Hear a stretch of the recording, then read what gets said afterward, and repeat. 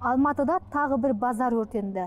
Бұл жолы Думан ықшамауданында орналасқан құрылыс материалдарын сататын жекеменшік кішігірім базар таңғы 6-да қызыл жалын мен қара түтінге оранды. Таң сәріден жұртшылықты әбігерге салған тілсіз жау құрылыс материалдарын сататын Саят деген дүкеннің жануынан бастау алыпты.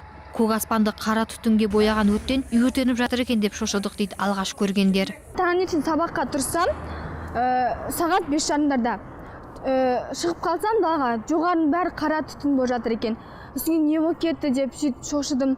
Сосын мамаларға барып айттым. Сосын біз барып қарадық сол жерге. Сөйтсек шағын ғана базар жанып жатыр екен. Біз вообще несе қалдық, ойлап қалып кәдімгі дәу үй жанып жатыр деп. Саят құрылыс дүкенінен шарпыған от қатар тұрған үйге де ауысқан. Айта кету керек, бұл ауданда пәтер жалдап тұрушылар өте көп. Сол себепті де біраз тұрғын әбігерге түскен. Ал қызыл жалыннан сауда орнына тиесілі трактор, жүк көлігі сияқты 4 бірдей техника жанып кетті. Өрттің шаршы метрі 700 шаршы метрді қамтыған. Ол жаңа құрылыс магазиннен келесі қасында тұрған жеке тұрғын үйдің төбесіне ауысқан, және сол жердегі кішігірім үйлердің төбесіне де от шарпыған.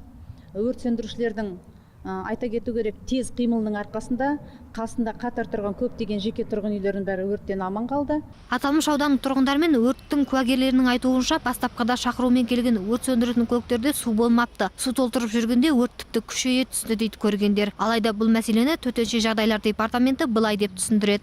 Біздің өрттің өшіру тактикасы бар. Ол жерде өрт сөндіріп екі автокөлік бірдей келеді, бір автокөлік міндетті түрде су құбырын іздеу керек жақын маңдағы. Себебі бірінші көліктен су берілген кезде екінші автокөлік міндетті түрде су құбырын тауып, ол жерде суды үздіксіз беру керек. Сол үшін екінші су құбырын іздесе, көп халықта сондай қалыптасады. Оқиға орнына жедел жәрдем қызметі де дер кезінде жетіпті. Алайда ауқымды өрт орын алған кезде іште күзетшілерден өзге ешкім болмаған. Оқиға орнына бас кезден бастап болдық. Медицинаға көмекке жүгінген адамдар болған жоқ, зардап шеккендер жоқ. Аталмыш құрылыс дүкенінің иесі қандайда бір түсінік беруден бас тартты. Орын алған өрттің шығу себептері мен материалдық шығын есебі алдағы уақытта анықталатын болады. Ақбота Мұсабекқызы, Сергей Шуйский, Казахньюс, Алматы.